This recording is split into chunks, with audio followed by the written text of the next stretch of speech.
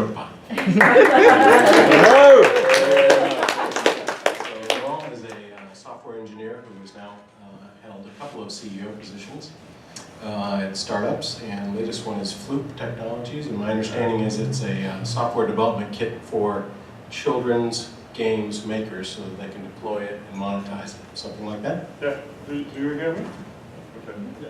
So yeah, that's just to show the complexity of managing a startup. That's not what we're doing anymore. So it changes a lot, it changes fast.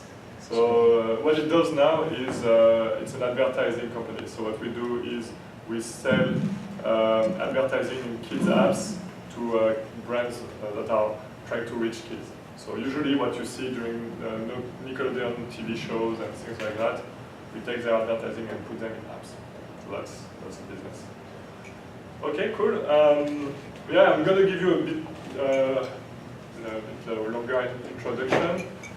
This presentation first is about 30 minutes, and after 30 minutes, I think you guys will have a lot of questions because it's a very complex topic, and you guys have a lot of ideas about what a startup is, or what, if you want to make a startup, what you want it to be about.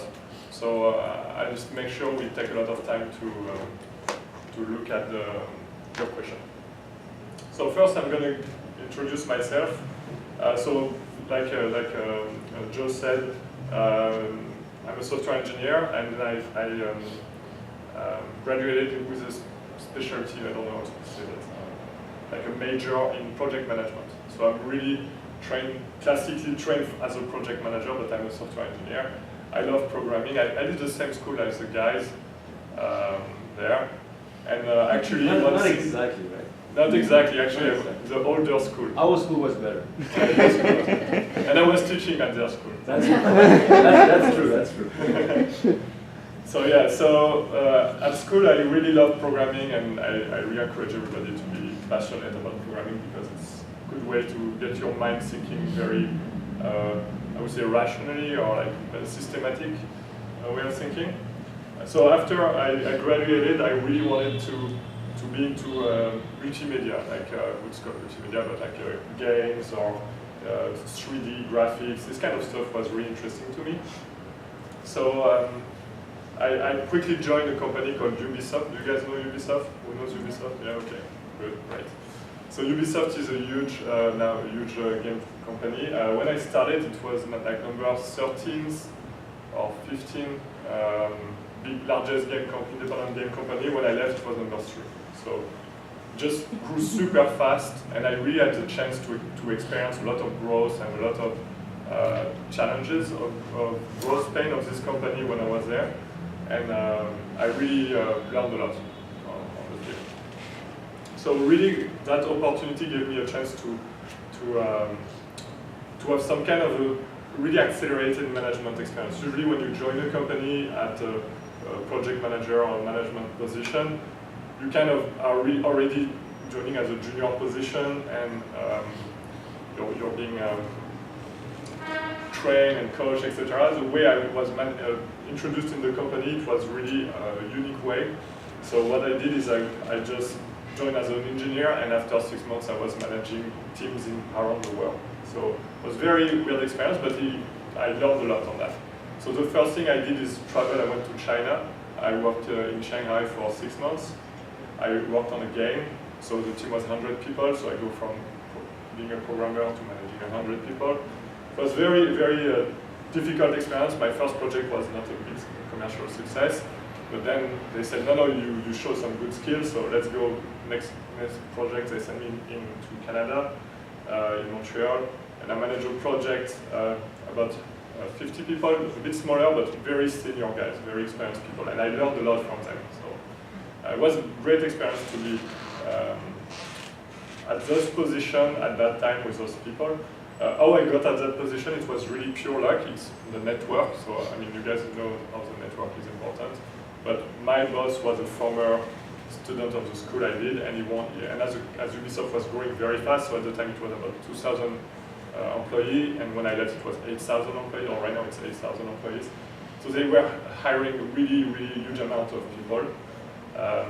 So he found me and he trained me, and I got really trained by the top management of Ubisoft. So Ubisoft is a French company, so it's also a very specific culture. You cannot really have, like, all the management is French, and they really trained me a lot on that. So I managed to really take their vision of the company and really apply it with my technical skills inside teams. So really solving a lot of problems, building a lot of managerial experience.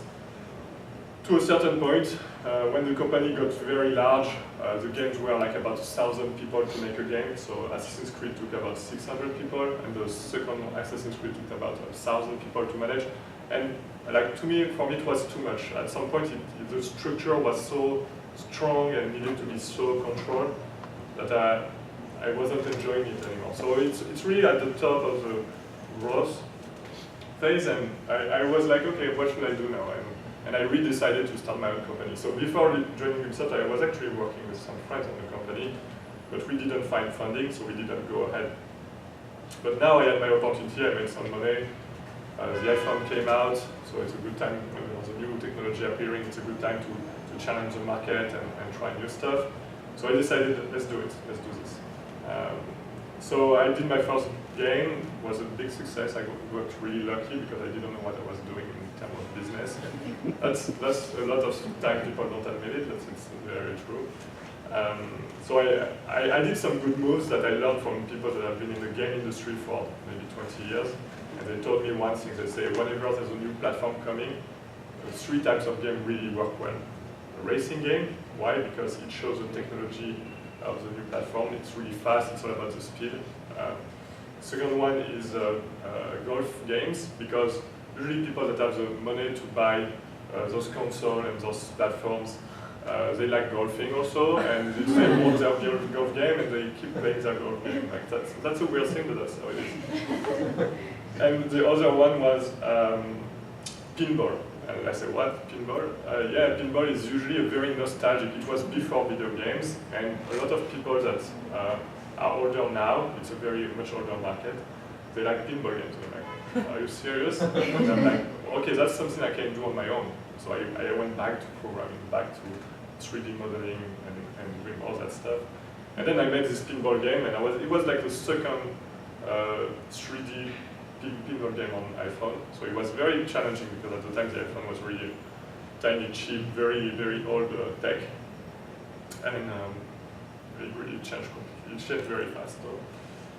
And I did this game and I got some success, got some prize, just because it was a good game, an okay game. And it wasn't much even good, it was just okay for the time as a market. And then I was like, oh nice, I'm a master of, I was really feeling good about it. I was like, I'm really good at pinball games. Let's do another pinball game.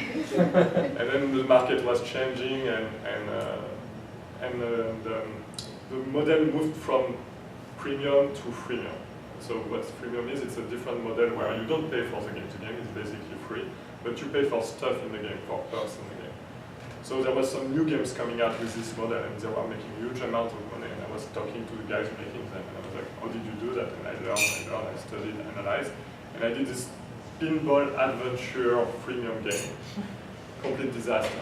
Complete disaster. And that's it, you learn by doing in some way, and I paid a lot of money for that game, so I invested a lot of my money in that and I lost everything. So I was like, okay, I need to be smarter about, first I need to use somebody else's money, first learning, and second learning, there's obviously a better way to try to be successful and at your startup. So that's kind of the topic of my talk today. I can give you a bit of my startup experience. So after that, I started a real startup. So I got a co-founder, I raised some money, and I used a lean startup process. I used a lot of what Silicon Valley has developed as a culture around startup, and I learned a lot. I read books, etc. And it completely changed my vision of business and even of video games, of a lot of things.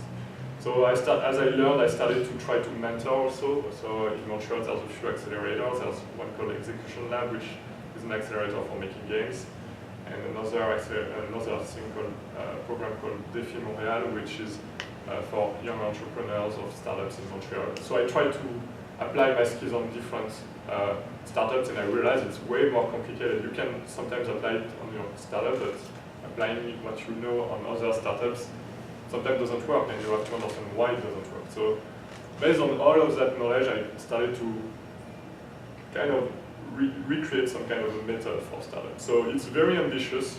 It might fail today, like maybe you guys are really like, I don't get anything of what you're saying. But at least it will give you a lot of, it will explain a lot of things, and it probably will raise a lot of questions also. So keep your question, write down your questions, and at the end, I'll try to answer. So just so you know, this is not the first time I do this talk. I did this talk a few times in Montreal before. And there's really specific stuff around in the Montreal community. It's not the Silicon Valley. So I really adapted it for Montreal. And as I came here, I just had to change it a lot. And as I was changing it, I changed it completely. Almost the whole deck is brand new. So bear with me. So, and don't forget to follow me on Twitter. I know some of you are following me on Twitter already. So don't forget, I'm posting a lot of articles and news about startups. Okay, so when I told Julien I can do CopCom, I'm here for the week. I'm coming from Montreal for a week. He said, oh, why not talk about how you operate a startup, or how about doing this presentation? And the idea was, some of you guys will want to create your own startup at some point. So just to have an idea, how many of you have the idea or want to have a startup or a company, or already maybe had a company before? Raise your hands. Okay, that's pretty good. Okay. So this idea of startups, like, it's very popular those days. It's been popularized even more by the press, by stories like Facebook, great success stories, and things that everybody can touch now. Like, previous startups didn't touch as many people because the product of those startups didn't touch as many people. Now it's huge. It's a massive thing. So there's this momentum where there's a lot of information available, and it makes creating your own startup really easy. It's really easy to get started. You can have an idea, start developing, and put a landing page, and that's it. You have your company. You can put your CEO title on your card, and ta-da, that's it. You're started. So, but you have a huge amount of knowledge to filter, try, discuss, challenge, and see if it's really fundamental or if it's just nice to have. And you have also a lot of technologies, and that's also a big trouble because you start working with one technology, and then the technology gets passed by a new technology, and it's also difficult to manage. But that's also a great thing. It makes the barrier to entry lower. And there's a new thing that's really happening now is that because technology is in everybody's pocket, it completely changes the way you can create a business using technology. So there's many more opportunities to change the world and leverage the technology.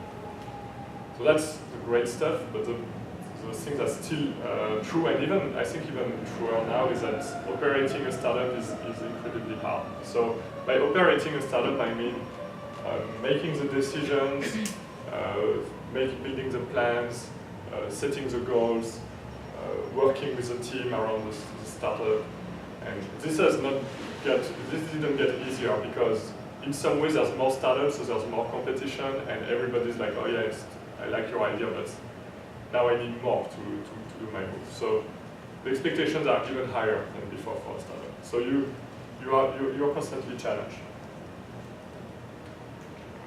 So I'm going to explain a few things about operating a startup that are, I think, fundamentals, and usually they are not really well understood.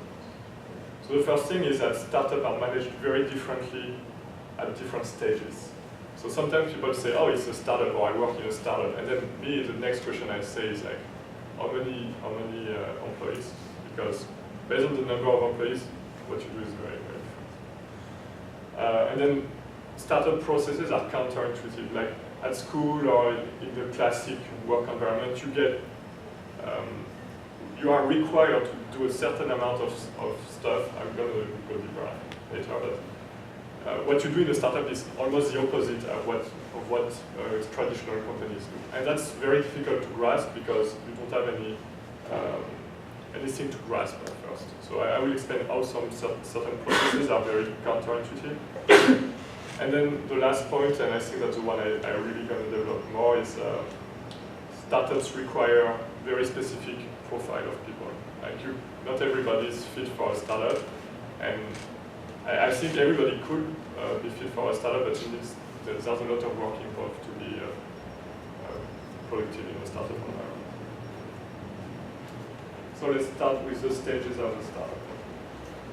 So to me, that's the number one misconception about startups, because no startups are created equal, and also that's what creates this feeling that there's not one method to create a startup. There's as many methods as many startups, but that's not true. There's really one. I feel like from what I've seen from Silicon Valley, there's really one way of making a startup. So the first stage of the startup is when there's just founders. So you're like, maybe you are here, you're working here, and at the same time you have this idea for a startup. There you have two jobs to do, two goals. First goal is exploring the space. So you have to analyze the market, you have to understand who's doing what are the actors, how the money gets made, what's the opportunity, what's the time frame, what are the kind of projects that get made. But you don't do anything, you don't develop the software, you don't build the product. And then the next thing you do is raising the money, because unless you really are fortunate, if you're born with a lot of money, you need to raise money because it's very expensive to make a startup. And at the same time, raising money is a great process to validate that you found a real opportunity that people want to invest in. So that's why a lot of people are reading TechCrunch, etc., to get an idea of where are people investing. So if you look at TechCrunch in the past 3 months, what are the areas? AI, bots, and robots. Like classic things. If you have an idea in this area, work on it, develop it, find a problem to solve, and try to sell your solution and show that there's a business opportunity. So that's at the founder level. Okay, you got your money, you're ready to start. Now you need to validate the problem. So sometimes you can do the two at the same time. So you can also already start before finalizing the fundraise. But I prefer to separate them for clarity. The second step is validating a problem and finding a business. So this is a step where people are like, oh, but other people do that, so it means there's a problem to be solved, and we're going to make money. So that's usually people shortcut this path, but to me that's the most important and the hardest part of starting a company. Because a lot of the time when you validate a problem, there's different there are different types of problem, and sometimes you're just addressing a type 3 problem or like a very low priority problem, when there's a big problem on top of that and that other people are addressing or nobody's addressing. So you really need to address the highest priority of problem. And then finding a business, sometimes you realize you build your startup and there's no money to be made, or not by you. So sometimes I'm going to give an example like games on mobile. The reality is that quickly Apple made all the money and didn't really care about which app was promoted or anything like that. So in the end, it really killed the market. So Apple is making money, but they don't really care about you, or they can change you or exchange you for another developer or another game. There's no business to be made. There's no strong business case. The third stage is what I call a scale team. So here you found a problem. There's somebody willing to pay for the solution. Now you need to invest in engineering. So that's where, like, if you go out of school now and you find a job, usually that's the kind of company or startups you're going to meet.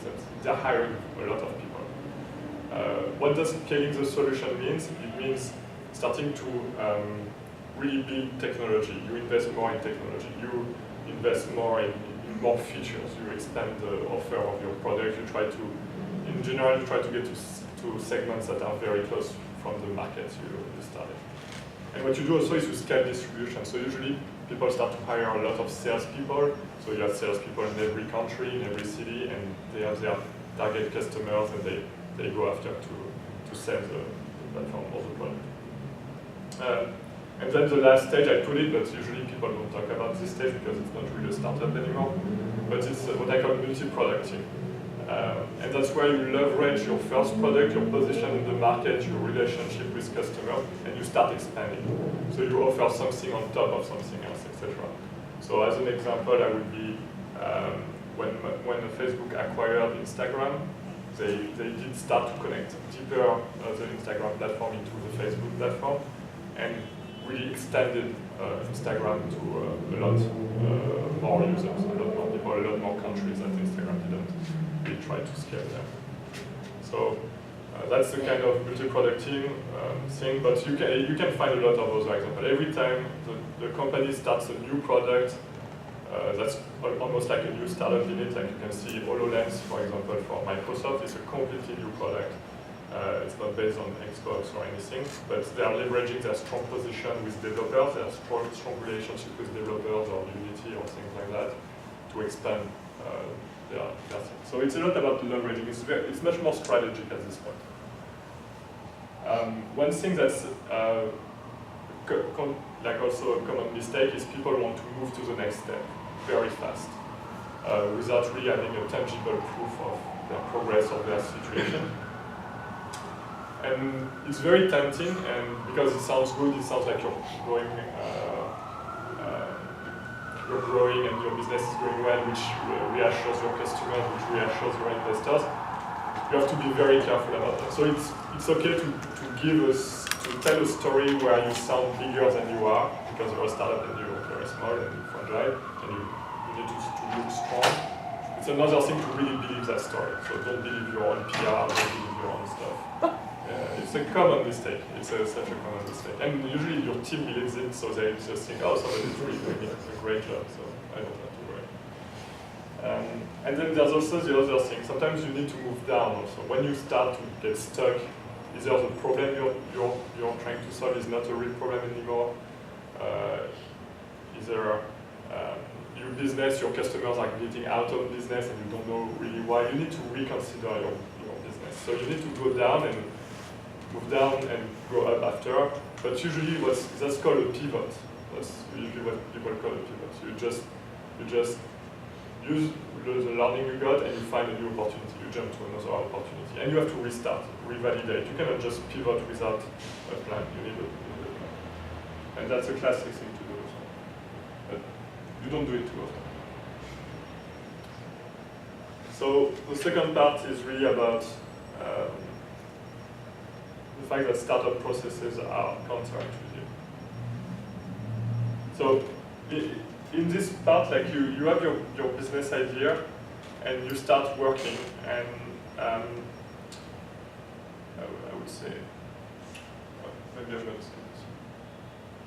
I have notes from the next thing. So let's go to the first thing that's really counterintuitive. When you start working on a product, usually you start building. You want to ship your product. So there's all this story about shipping stuff, building quickly, building with like scalable technology, reliable technology, etc. But when you're in the startup mode, this is not that important. So what you need to put first is validation. And what validation means is you really have a quantitative way to say, or qualitative way to say, I really solved the problem. I really have found the market. I really cover a large category of a large area of the market. So this process is very counterintuitive because people like to build stuff. So when you start hiring people, usually you hire people to build stuff. And here you have to hire people to say, don't build stuff, we're going to fake it. We're going to do a lot of faking here just to make sure we're on the right track. So some engineers are like, no, I want to build the real thing. I'm excited about building the big architecture, the big stuff. And here you have to say, no, don't do that. Just focus. So there's two terms that are very popular, and I don't think it's the same thing, but there's this term which is called customer discovery, and there's a second term which is called product discovery. So customer discovery is the part where you really try to understand your customers, really find their problem, understand that you're addressing their most pressing problem and they're going to pay right away for your solution. And when you do one of those two processes, so product discovery is really the same thing but more from the point of view of the product. When you do this kind of thing, you feel like you're wasting a lot of time or you're producing stuff that are going to be thrown away. And you have to be comfortable with that. So the first thing you do is optimize for learning, not for delivery. Once you're there, what do you do next? You focus first on solving the problem. So problem-solution fit. So if you can find one customer for who your product solves the problem, It doesn't need to be the real product. It can be a fake product where you do a lot of things manually. But if it solves the problem, then you have the product solution fit. If it doesn't solve the problem, which sometimes happens, and you realize late, you don't have problem solution fit. And when you don't have problem solution fit, nobody's going to buy your product. Or even if you manage to get a few sales through, people won't use it, and the word of mouth will be very negative. So you have to be really careful about that. Don't push something you didn't validate problem solution fit. And then there's something called the product market fit. So product market fit is more well known, it's more publicized because that's what investors are looking for. So for them, product market fit means if your product is available to the market, is there people that want it, that come to it, or you can attract people to it. And they start using it, and you still need problem solution fit, but you show that there's this traction of your product. And then what I call product category fit is when you start to have a product and add new feature, because you found a product market fit, you need to start covering what's in your category. So you need to expand a bit the feature set to get new customers, and so different market segments. And it's very tricky because sometimes people, when they get the product market fit, they build something that's a bit too classic, and then they stop growing. They spend too much time building features that are not really making a big difference. So this is also a tricky one. What we find also, a lot of people, they are looking a lot at competition, and from their point of view, they see the competition delivering a product all the time. And I say to a lot of startups, don't focus on the competition. The competition is not after your customer. What you need to focus on is being differentiated. So what does being differentiated mean? So it's usually in the customer market, consumer market. In the enterprise market, it's a bit different. But in the consumer market, you need to be differentiated. It's more important to be different than to be better than the competition. And it's a classic marketing thing. But for example, I'm going to give you an idea. Tesla is not what we call classically a disruptive company. It's not really much better than other cars. It's better, but it's not like 10 times better than the other cars. But it's highly differentiated. Why is it highly differentiated? Because it's a car that makes you feel good about not polluting and changing the world and everything. So no other car company has this value proposition. No other car company. But there are other electric cars. So if you compare a Tesla to BMW, etc., technically they are pretty similar. But Tesla is so highly differentiated that they are winning every time. So think about that. In the consumer market, you need to be differentiated, and you don't need to compete feature for feature or things like that. What you need to focus on is be differentiated and then deliver the value. Tesla never gets, it's very reliable. I mean, there's been problems, but it's mostly reliable. And what you need to create is a wow moment. A moment where you feel like, oh shit, that's really the new car. So the wow moment they found at the end is really the decrude, like the mode where you go super fast. I don't remember the mode. So they found that as a thing that you can show anyone this thing and say, okay, we'll stop, and I press, and I go super fast. Everybody will be impressed. Everybody will be like, okay, that's the fastest car I've ever been into. And that reprints the memory. So, I mean, I'm saying this like it's very simple. I know it's very complex to understand. And the funny thing is, I come from video games, and that's how we design video games. We have this thing called the wow moments, and we design the game so that there's wow moments every time, and you can tell your friends about those wow moments. So it's a classic thing. So just to recap, validate that you have those wow moments that are differentiated, validate that you really deliver the value before focusing on delivering a complete, not a complete product, but a competitive product.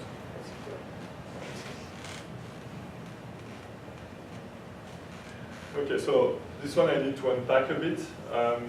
Usually there's this idea in startups that you need to build an MVP. Who's heard of the word MVP? Yeah, MVP, okay. MVP is minimum viable product, which means a a product that's minimal and viable. It's a very... I don't have a better explanation, but basically it says you can ship it and it does enough to do the job. But a lot of the time I meet entrepreneurs and they say, oh no, we don't do MVP, it would be a shitty product and we don't want to do a shitty product. Or some people say, oh, we did an MVP and I try it and I'm like, that's shitty. And that's not proving anything. So what is an MVP? An MVP is also very misunderstood and counterintuitive. It's not really a product, it's a tool to validate your assumptions. So whenever you want to do a startup, you say, people will buy, I think I have an example.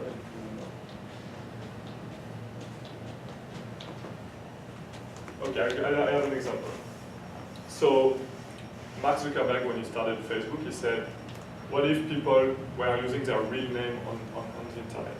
Before Facebook, nobody was using their real name, their real identity on the internet, except through email. And even email, people were using it. So he said, how can I prove that people want to use their real name on the internet?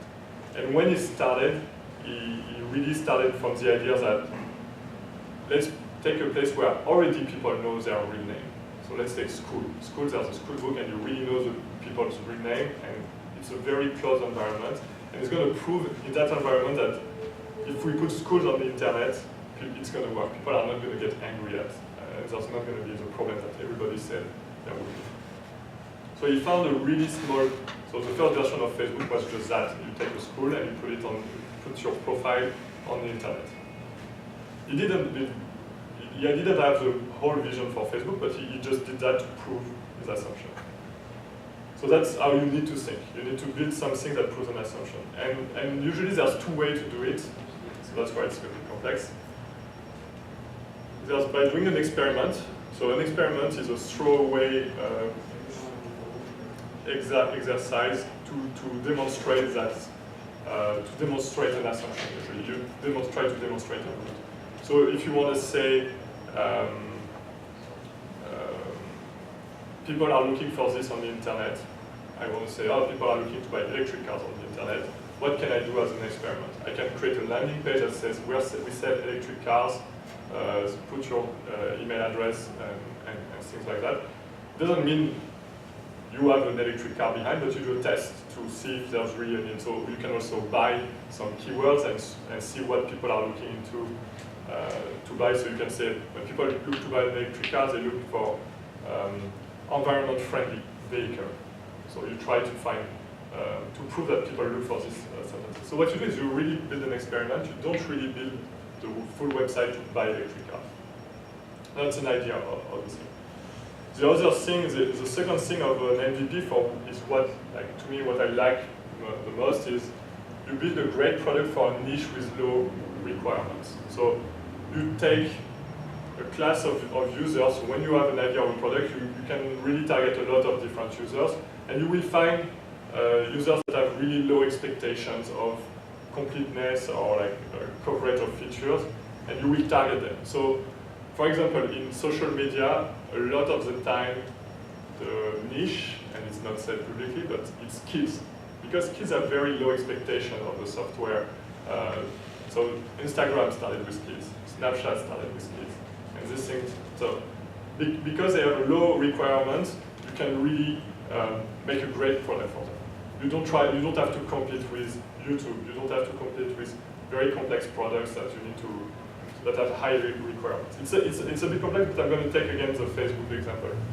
Facebook, he didn't start saying, let's try to connect everybody. He started to say, let's find where people want to be with their friends or connected to their friends the most, universities. And he just started with this constraint. So he didn't have to connect everybody in the world. So what he did when he built Facebook, he had one server per university in the US. So every time he had a new server, he would open a new university, and everybody would be in the same database. So you would have very simple query. You would not have very complex graph like there is now in Facebook.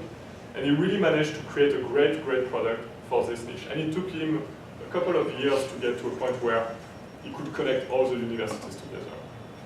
So that's what I mean by a low requirement. You don't try to do everything, you just try to find a product that can fit one particular niche.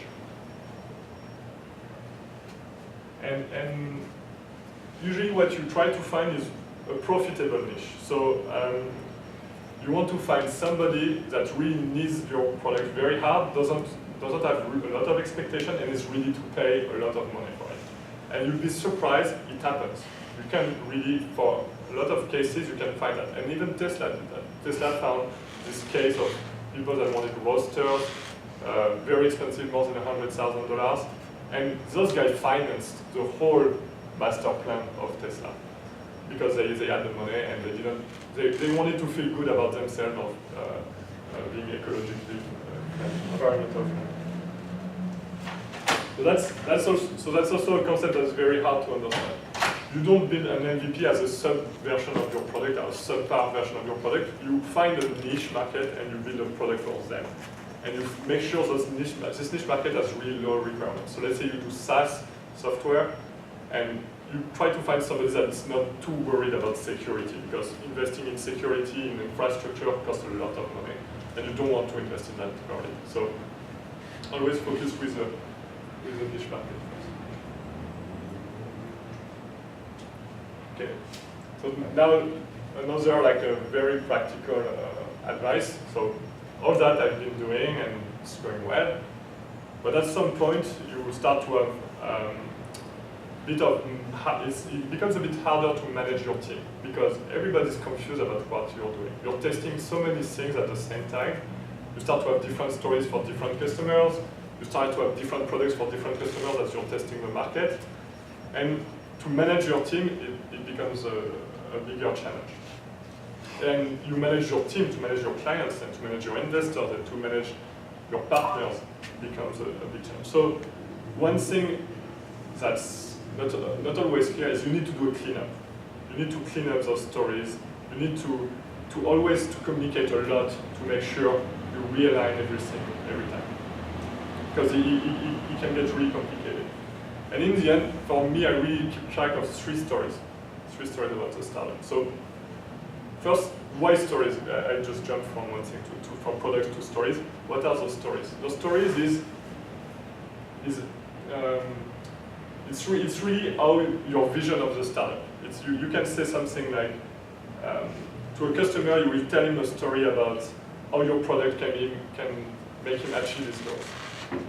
To your employees, you will tell them, oh, here is how we're going to be successful and you're going to be,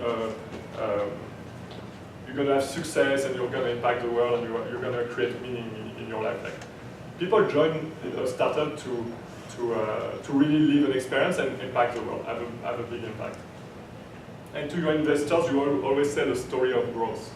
So you start to have different stories. So your investor, you say, oh, this market will grow this much by this time, and we're going to get to a billion users by this date. Investors are impressed. You look at the team, you don't tell them the same story. You tell them, you say, here's what we said to investor.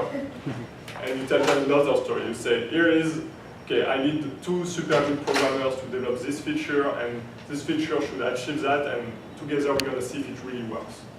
That's not what you tell to your team, because they are on the ground, they know it may not work, and they need to not be discouraged when it doesn't work. So you don't tell that to your investor because they'll be like, what, you don't know what you're doing? And say, no. So you start to manage those different stories. So add the customers in the story. Like it's very, very difficult. So, and the thing happening is those stories change with time. So at the beginning, you have to really sell the dream to the investors, and as you realize, like, no, it's not going to happen like we said, we start to know exactly how it's going to happen, it's not like that. You need to adjust your story, and you need to go back, pitch, and usually investors are pretty well educated about that, so they're not angry that you change your story. Usually they like it, they're like, okay, you learned some stuff. They want to make sure you stay disciplined on your story. But in your head, it's really hard to manage. They say what? And for your team, it's confusing. Somebody misses a meeting, and you're like, oh shit, I have to re-explain why we changed. It's a challenge, and you need to be really disciplined. You need to really keep track. So usually between co-founders, being a solo founder is very difficult because you have nobody to put you in check with what you say. When you have a co-founder, you say, oh, but this guy didn't understand that, so you should really talk to him, or we should really agree first before we tell those stories. And that's a big challenge. So here is how I think your job as a manager of the startup. Here is how you do it. So what you do is you need to close the gap between the stories. It's very difficult to say, but to explain. But you cannot just keep lying over and over, and people will be like, okay, it's all bullshit, and it's not true. So here's how I see it. The green line is the money line, it's the investors. So the investors, at first you're ambitious, but you may not have framed the opportunity as big as it could be. So you'll start to meet investors, and you start with a pitch that's probably okay, but not super exciting to them, because they see a lot of exciting pitches all the time. And they will challenge you, so you'll be like, okay, I need to work harder. And as you work, your pitch gets better, and you start to find a bigger opportunity. Let's change the world of education, let's change the world of that. And you explain how, and it really makes sense to them. Great. You really increase their expectation here. Good job. After, you have to hire your team. So you have to, so you're here now. You have to hire your team, and they need to be excited about it. So you say it, but they're like, okay, how do we start? How do we get started? So it's more of a ramp up, a slow ramp up. And then at some point, something usually happens, like a product market fit, and your team is like, oh shit, this is real, this is happening. And you really feel you're there. Or you have a successful experiment, or you have successful meeting with your team, and you really, the story of the team gets a bit more excited. And then there's reality, like, in reality you're not there yet, you're really far. And then as your team gets excited, okay, they really start to achieve results, and then at some point, bam, success, and it goes back. So usually what startups do is they do this cycle over and over. So usually you start and say, Mark Zuckerberg said he didn't see an investor, but if he had to see investors, he would say, oh, he saw investors at the beginning. Angel investors to give him money for the servers. So here he says, oh, we're going to connect all university. Yes, okay. I hire our guys at hackathons. No. Okay, they're coming, now they're joining me because I see some results. And now people are signing up really fast. And when you're here, what you need to do is to take this storyline and put it higher. The big mistake people do sometimes is they start with a very, very impossible story to achieve, impossible thing to do. And it's very hard to make the stories converge when it's very, like when you have risk, like when you say, oh, we're doing this for those customers and this for those customers and this, you don't know where to start. So you need to really be focused, get higher with your team, and then get higher in reality. And sometimes reality doesn't get there. Sometimes reality just keeps failing over and over. And that's why you have to say, okay, let's rethink the strategy. Let's go back at the beginning and readjust. So this is, I try to explain the delay, but your goal as a manager is to shorten this delay as much as possible. It's very, very difficult. And you need to be, so there's two ways, really. There's either you change reality to represent the story you're saying, or you need to change the story to represent reality. There's really two ways to do. And as you work, you learn, and you have proof that, or insights that the reality is not how you were thinking, and you need to change it. It's a complex process, it's very iterative, and it's all about trying to converge. You cannot just keep dreaming and dreaming, you need to make it converge. So how do you make it converge? Team is very important. The team is super important because very quickly you're going to be overwhelmed. You're going to work like crazy, and you're not going to be able to go as fast as you can to close the stories. So here I'm going to go in detail of what are the key skills for startup people. Like, you guys are in this school because it's a very unique way to learn. So I already think you have a lot of those traits in you already. But when you try to hire people, think about that too. Think about who those people should be and what are their key skills. what I did at my company at some point, as I started to have like more than 10 people, I started to write a manifesto that's very similar to what I'm going to show now. And this manifesto is really important because I noticed funny thing. When you start to write down how you expect people to work or how you expect people to behave, they start to behave like you write. So you say, no excuse. Nothing, no excuse is ever okay. Always come back with a solution or at least a plan.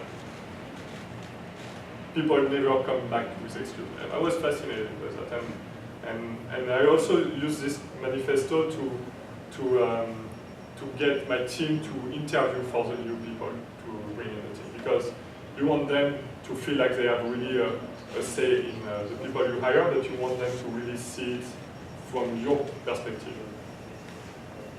So let's start with the first thing. Get shit done. That's really the most important thing. So as you need to change, to bring the reality to your story, you need people that are really acting, not just people that are dreaming. You want people that get things done. And get things done is not getting busy. It's not about keeping busy. Sometimes you find there's people in life that are just keeping themselves busy. They do stuff they know how to do. Getting things done is really about just focusing on what's the most important. You want people who have this no excuse mindset I said earlier. So people that have strong ownership. When they say yes, I'll do it, they do it. They find all the ways they can to do it. So look at those people. People that really want to just finish it, kill it, done.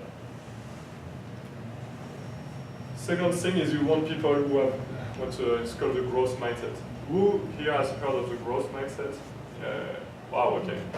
So just as an example, when I do this talk in Montreal, nobody ever heard of the growth mindset. So that's a cultural thing. That's very different. So what is growth mindset versus fixed mindset? Growth mindset means you can always learn. You can always be better. Fixed mindset means like, oh, I'm just good at that. It's people when usually that say, oh, I'm just good at that, no, I can't do that, or I will never be able to do that. Those sentences really define growth versus fixed mindset. And why do you want those people with growth mindset? Because you don't have the answer. You just have the story. Like, as an entrepreneur, you just have a story. You say, we're gonna create this car that's electric and faster than the gasoline car. He doesn't know exactly how to do it. He's like, okay, I trust you guys to do it. So you want people that are like, interesting story, like interesting, it's very vague, this plan, but okay, let's start looking into it and say, okay, how can we prove it? We can make a fast electric car. How fast is a gasoline car? And they start to measure performance, they start to look at energy, just start to do different things. So you want people on their own to not say, I don't know how to do it. You want people to say, okay, I'm going to find out how to do it. And do it, like you going back to the previous slide, you want them to, once they say how to do it, they do it. They don't wait for someone else to do it. What's really particular about the growth mindset people is really that they take every challenge as an opportunity to learn. So when you say, oh, can you program this part of the code? It's written in another language you don't know, but can you try? Usually growth mindset people, they're like, oh yeah, cool, something new to learn, give it to me. They're excited. And then usually they are really like change. They want to have a good reason to change, but they're really excited about change. So that's also a good thing because your story is going to change. And when you need to, so what you do usually is you learn some hard fact, like, okay, my customer is not going to pay for that. And you need to change the product. So you say, okay, we're going to change it that way because all the facts show us this direction, there might be something. So then you need to convince them to do the change. So it's all about, again, making a story and getting them excited about change. And usually growth mindset people like change because they get bored also easily by doing the same thing over. Okay, one characteristic also of the people you want in your startup is you want people that really prepare for failure. So prepare for failure doesn't mean just fail. It means when you do a startup, your first idea is not going to work. Your second idea is not going to work, and over and over and over. And you need to go back and look at why it failed. So be very analytical. Be very resourceful. So I'm going to give you an example. I had 2 people in my team that I had trouble with that. So usually they were coming back from a customer meeting or client meeting, and they said, oh yeah, he's going to buy advertising. That's really good. Next week he's going to buy it. And then next week he calls and say, no, I'm not buying it. Buy it. I'm like, oh. Okay, and I turn to that person and say, why do you think he didn't buy it? And the person is like, oh, I don't know. Like, that's too late now, we cannot go back. He said no, he said the final no. So while you sell it, you need to learn and to prepare for. Help your peers. That's what you'd signed up for. That's good. I like that. That's exactly what I put in my manifesto. I can show you mine. That's the 3 p.m. automatic announcements. That's good. I like it.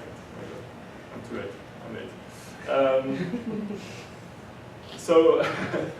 So when people prepare for failure, they ask more questions than necessary. They don't just try to sell, they try to learn about what people are doing and how they think, so that when they say no, you know why they say no. They don't have the budget. They don't understand the technology yet. They don't have the real use for it now. And when you know why it fails, it's really easier to make some moves. So that's something that's very important for me when I look for people, is people that are okay with failure, and not only okay, but they prepare for it. If it happens, we learn already a lot of things. Every time we do something, we learn. So, as an example, for a programmer, it would be, as you do a software, you do a new feature in a product, and usually programmers, they don't like putting analytics in their code. It's like, oh, it's a waste of time. It's like, I could just write, my feature is going to be perfect, why put analytics? And then there's a big announcement, the feature goes live, Nobody uses the feature.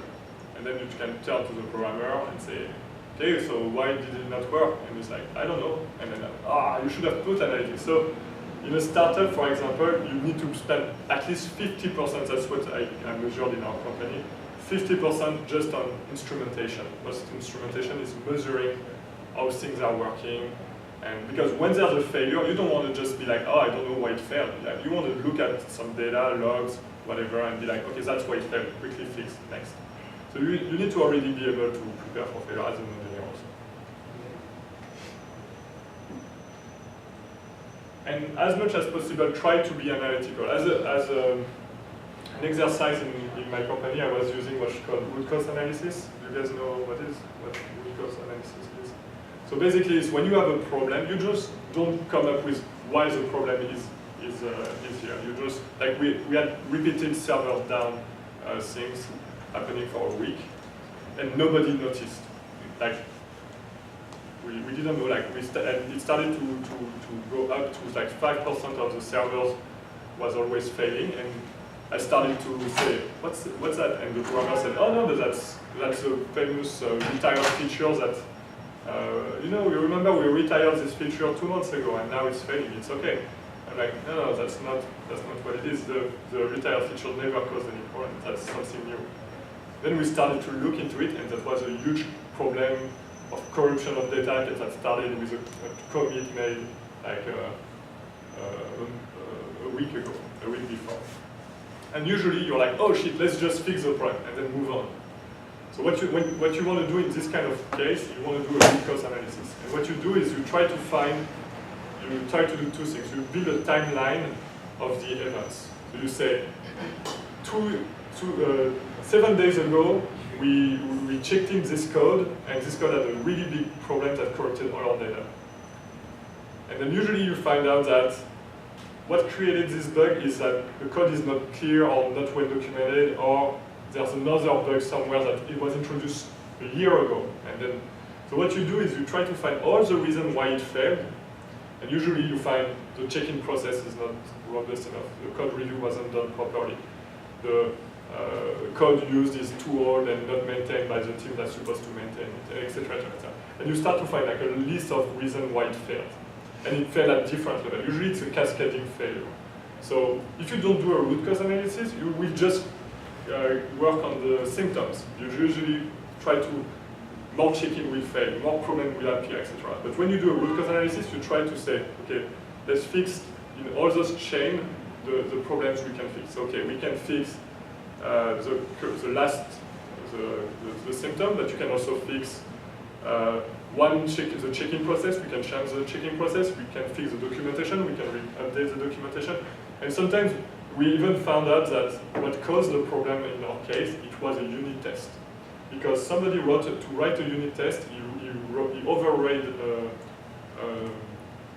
a method. So when he did that, he kind of obfuscated the code. And the method in the unit test is to be able to repeat the unit test, you need an override of data. And when the programmer used the feature, he didn't realize there was a special version of this function that was overriding the data. So it was like a huge chain of events, and it took us like a couple of hours to just go back, examine, and get everybody to say. So at first, people can take it as a witch hunt, like, oh, whose fault is it? That's not what it is. So my job was really to explain, like, my goal is to understand what are the different causes that provoke the failure. And when you have analytics, when you have logs, when you have a GitHub or different system, you can go back in time and look what happened. So that's very important. That's also prepare people that really, when it fails, they don't just take the failure as a failure and that's it, move on. They take the failure as a way to learn. So it's also back to the growth mindset.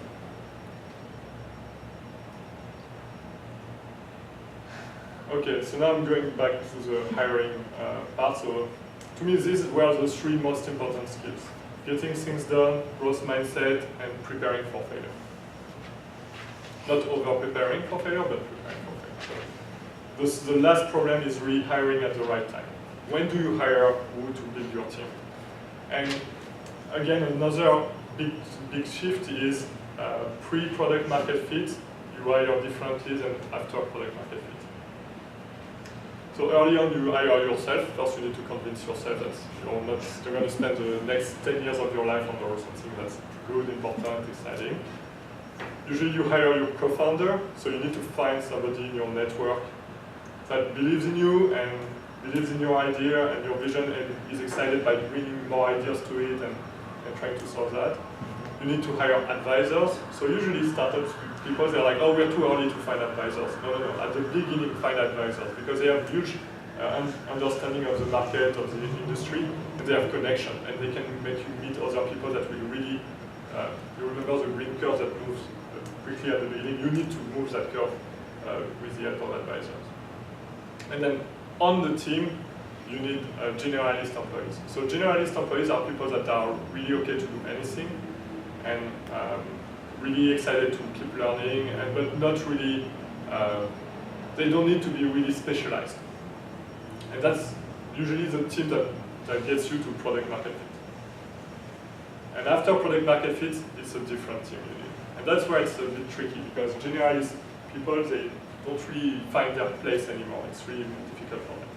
So when you start scaling the product, you need more specialized employees. So you need people that are more specialized in one technology. Let's say your database is, or your cloud is a very specific technology. Now you need somebody that really knows this technology really well, can optimize it and scale it. You start to do a bit of, you need to measure the performance of your employees. At the beginning, the only measurement should be a team measurement, and it's a measurement of how fast you go through those stories, through those experiments, through those iterations to validate your product. That's the only thing that matters. But once you're scaling the product, you're not changing the product that much. You're really focusing on delivering the features as fast as possible. So now you start to have people that need to be managers. And that's also changing the dynamic of the team. Managers are here to say, okay, the timeline is this, and you need to reach it. If you can't, just tell me now, we adjust, etc. And it changes the mindset in general of the company, and it's a challenge. And the last type of people you need to bring in the scaling phase is people with network. So your salespeople should not be the people you find. At the beginning, you can find anybody to do sales, somebody that's excited by the product that can find customers. But once you really know what your product is, you're going to spend a lot of money on salespeople. And you want people with networks. So let's say you want to get the New York City market, you need somebody in New York that has connections. Because if you just send a new person there and they need to build a connection, it's going to take a lot of time. So that's really new type of people that just comes to the team. It's really changing the team, and it can be difficult. I found that moment difficult. And then I have a last paragraph really about co-founders. So there's one thing that's been found with data is that solo founders fail. Why do they fail? First thing, appearances matter, and for an investor, that if you don't have a co-founder, it means you didn't manage to convince people around you that your idea is worth trying. So for an investor, it's going to be like, nah, I'm not sure you're convinced. You maybe convince me, but if you didn't convince another person to take as much risk as you're taking, it's probably not a good idea. So that's I think the first reason. On all the solo co-founder I found, they really have trouble with that, and sometimes they are stuck because they are either non-technical or technical but don't understand the market, and because they are not a bit technical and a bit business, they can't tell a complete story to go ahead. So they need another co-founder. Usually you have a technical founder and a business founder. But you can also have two technical founders with a business sense, it works. But you cannot have a startup without technical co-founder. So who's the best co-founder you can find? And what's found is really somebody you already worked with. So for my company Flu, my co-founder was somebody I worked with at Ubisoft. So we really shared the same culture of the company, and we really knew what we wanted to do and what we wanted to not do compared to what we did before. It was really good. You can find a stranger, you can find somebody who's a co-founder dating and things like that, but you need to make sure he has those three characteristics. He wants to get shit done, he has a growth mindset, and he understands, he's analytical, and if it fails, he knows why. You don't want somebody that will agree 100% of the time, because if somebody agrees 100% of the time, maybe he doesn't really understand. That's a big problem. You want somebody that disagrees at least, let's say, 20% of the time.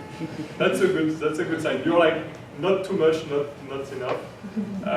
And when you find somebody like that, it really enriches the conversation. And sometimes you just have to say, okay, it's okay to disagree and let's move on.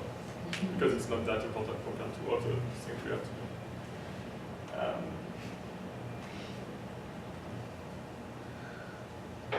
do. So picking a co-founder is very hard. It's very hard because, like, for me, we started with 3 co-founders and we had to let one go. It was a very difficult moment for us. We were like, okay, do we even do the company now? What does it still make sense? And I think you really need to test each other, and you really need to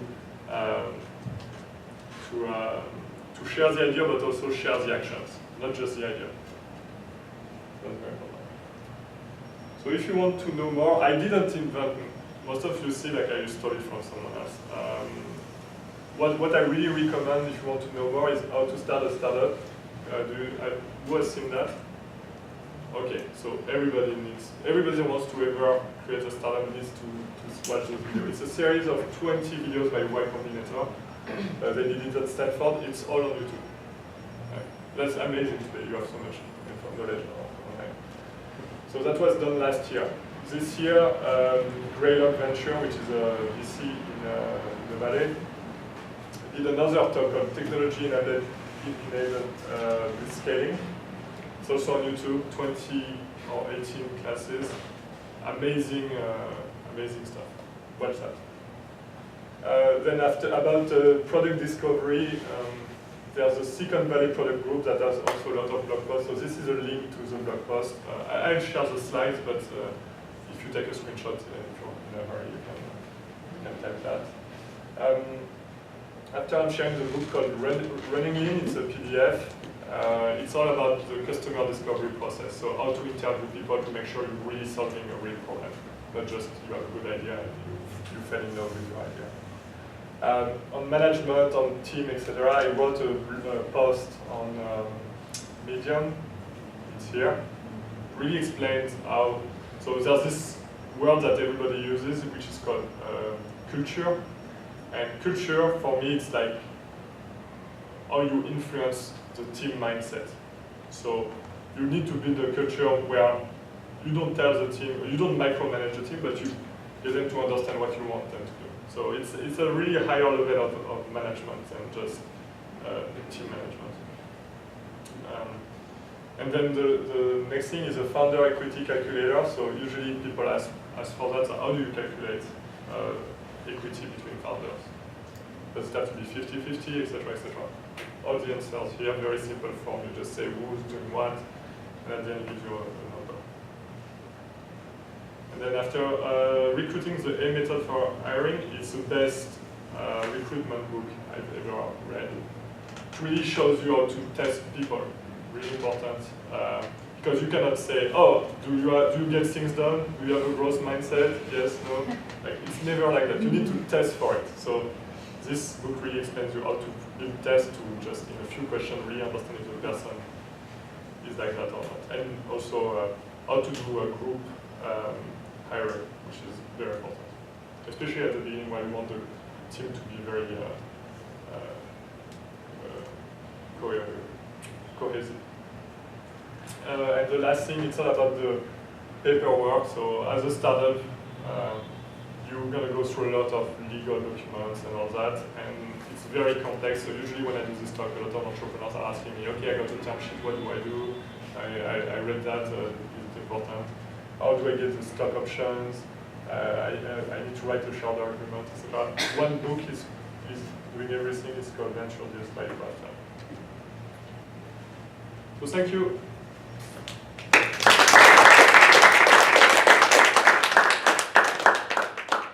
we have time for questions or am I too late? Yeah. No, yeah. It's good. Go ahead. Microphone. I have a question.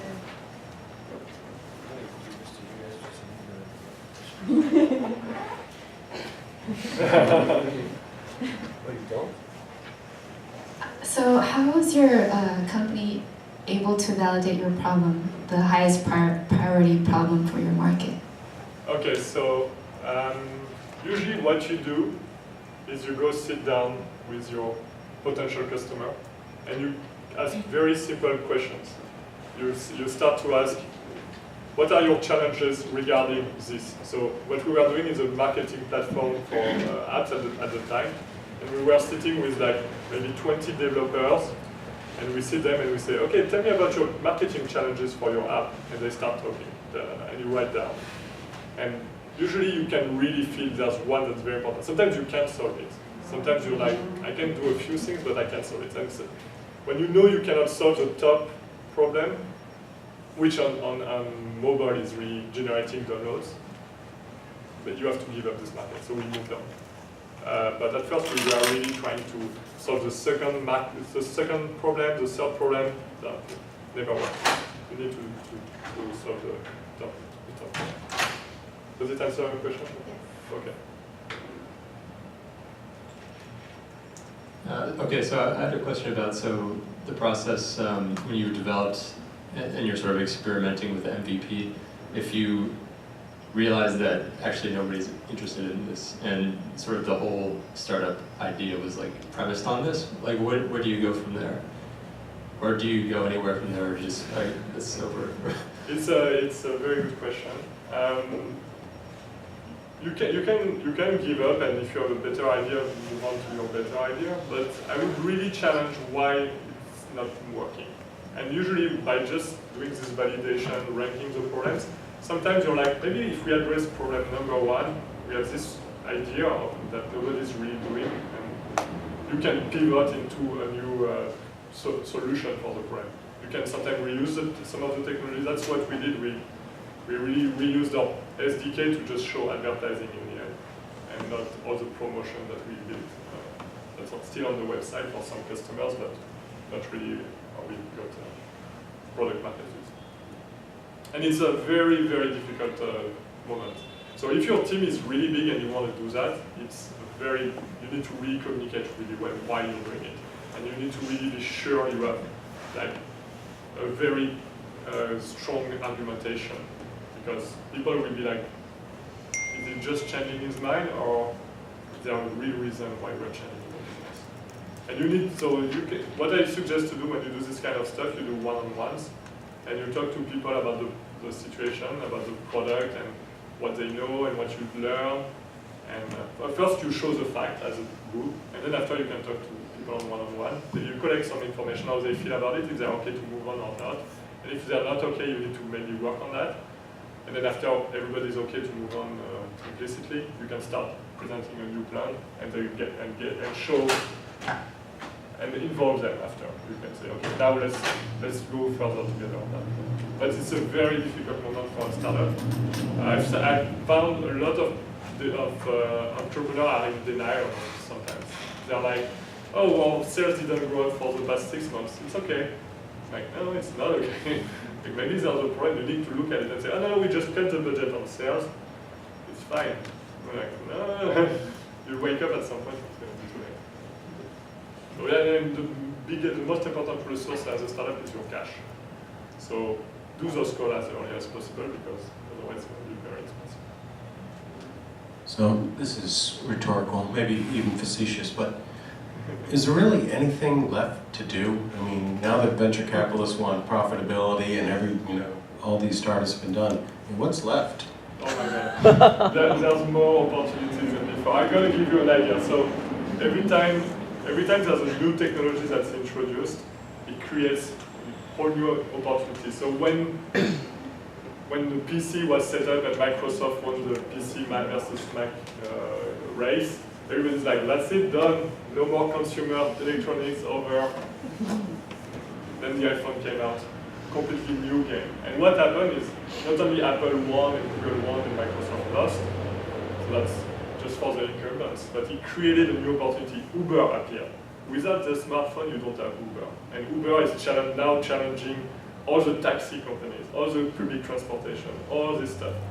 So, because something new appears, it changes the game. So every time, and because now something new appears so fast, so often, it's a very chaotic thing. And if you can build on top of it, you can get somewhere.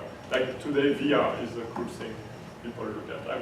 I looked at VR 10 years ago, I was like, it's never gonna work. I looked at VR last year on Oculus Rift, I'm like, not gonna work. Last week, I looked at VR, I looked at HTC Vive. Did you guys try it, HTC Vive? No, okay, you guys need to try it. And then I said, okay, VR is forever. Like, that's for sure, it's gonna happen. And like, when you take the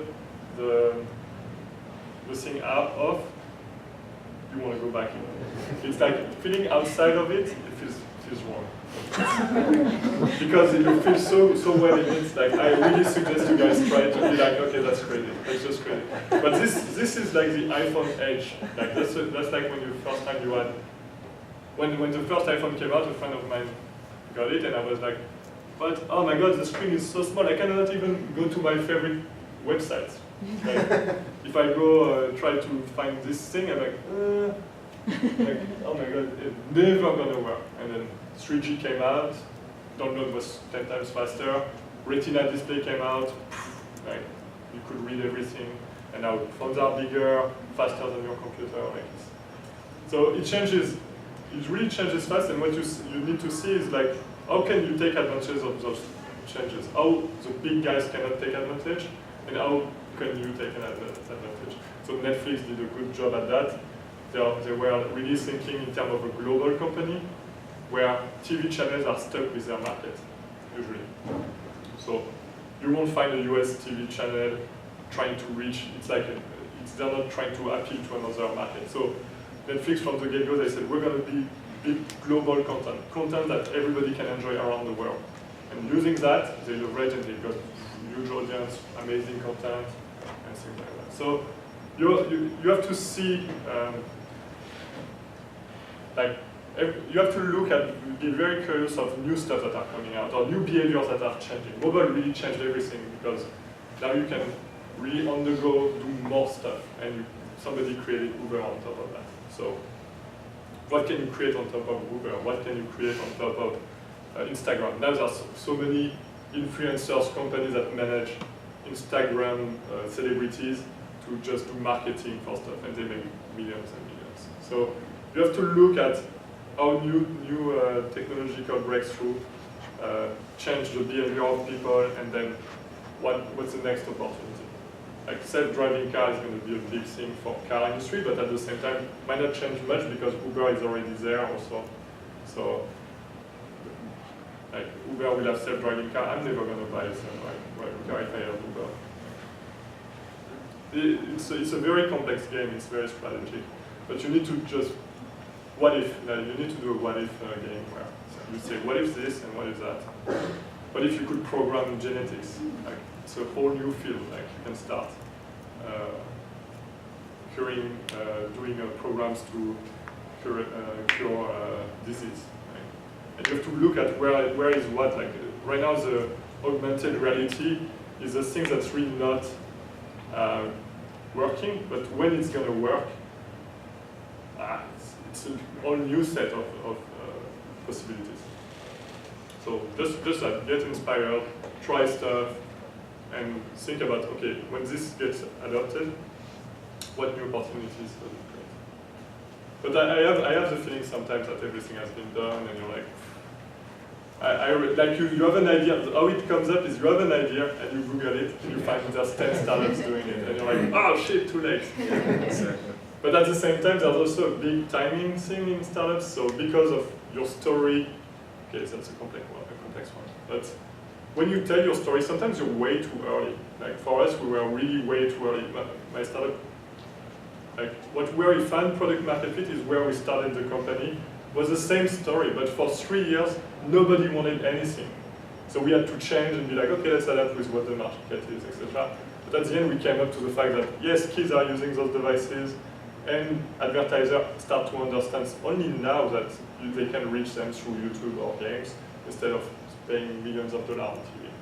So it took 3 years to become a reality, so it was too late for us. But it's always a matter of timing. And like other ideas, you can Google it, and it's not because there's a startup that failed that it's a bad idea. Maybe it's not the right time, maybe they didn't do it the right way. My biggest advice is contact the founders, talk to them. Usually people are really open to share their startup stories, especially when it fails, because they're like, okay, I don't want you to waste your time. Like, here's what happened. It's a good question. All right, over here. Could you briefly discuss within your startup the importance of transparency? Very good. Very good question. So transparency is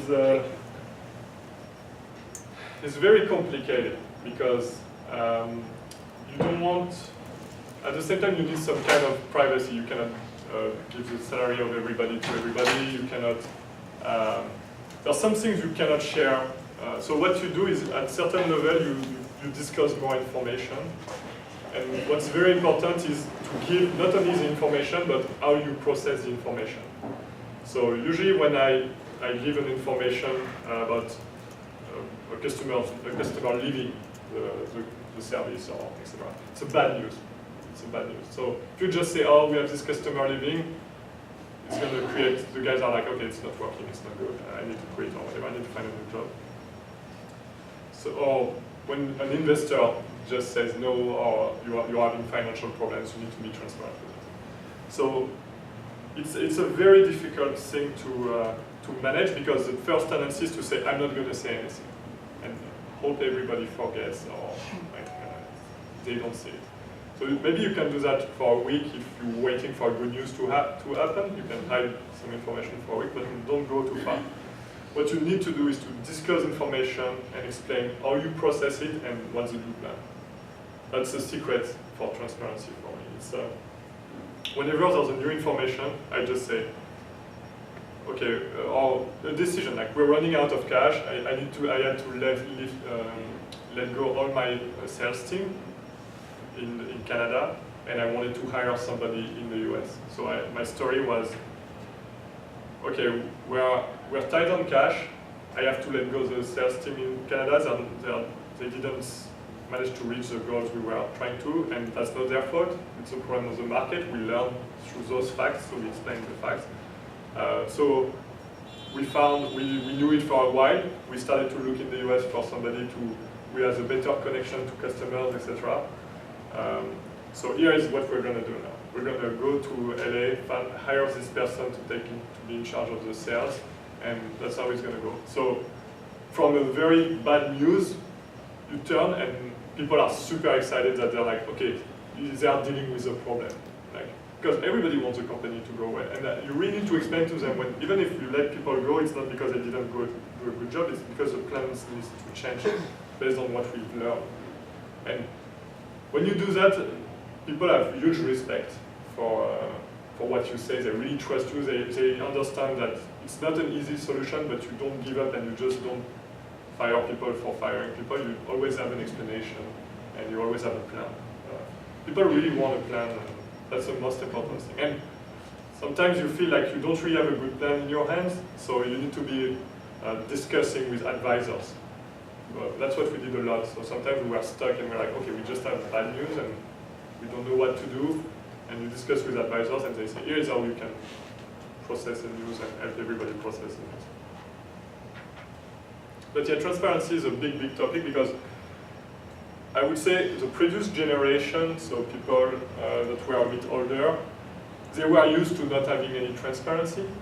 But as our generation really likes being involved and really wants to understand and learn. So if you don't know why your manager takes a decision, you don't learn anything. So that's very important for the new generation of employees to go in a company where it's transparent. But not every manager is really good at managing transparency. I've noticed it's a very tough skill to have because you need to be comfortable in every situation. It's that's the principle. So yeah, so what I wrote really in my cultural article that's related to that is what you need to do is to explain to your team how you think, how you make decisions, and because when you do that, they start to be able to say to each other, here's how Laurent would take the decision if he was here. He's not here right now, he's in a meeting, he's somewhere, but I feel that that's the decision he will take with the information we have. And what you need to consider after is who has what information. So sometimes you don't have the full information. And that's usually what creates the distortion is that somebody has more information than you on something and you have more information than them on something and the exchange didn't go through. So then you make decisions that appear to that person as stupid. So again, it's a lack of transparency. Your job as a manager is to explain all the information you have. Go after people who have information, and then you say, oh, I have those sets of information. Here is how I think. Here is the decision I make. And that's how you get faster to the next stage. So it's a very complex problem. It's a decision-making thing. You need to explain how you make decisions, and you need to collect information and give information. Maybe it's a bit abstract, but that's really how I think about it. Like, usually I say, okay, what information do you have that I don't have? If you want me to change my decision, you really need to bring me information. And sometimes I learn a lot of things. I'm like, oh yeah, this customer said that, and I'm like, I didn't know. It was not in any report. So sure, it's interesting. Let's reconsider. Yeah, no question. I'm curious about the scaling aspect of a company. Were there any challenges that your company faced encountering scaling? And if so, how were you able to solve them? So technically or as employee base? For the market, technically. Okay, it's scaling is very hard because you don't want. So there's this phase where you think you can achieve more by investing more in your company. So you're based on your assumption or your learnings. You say, if we do that, if we add this feature, if we go after this market, etc., we're going to do more. And the biggest challenge is there's no result. So you spend the money and there's no result coming. So that was my biggest challenge. So what at first we were doing that, we were doing a big mistake, which is we hire people to solve our problem. So we're like, oh, we're not good salespeople, let's find somebody that's a good salesperson to just sell our product. Big mistake. You should never scale like that. When you should scale, the only way you should scale is there's something I know how to do, I know how to sell my product. Now I want to focus my energy on something else. Now I can hire somebody, train him to sell my product. He can sell the product and I can do something else. I already know it's working. I'm not hiring somebody to solve a new problem.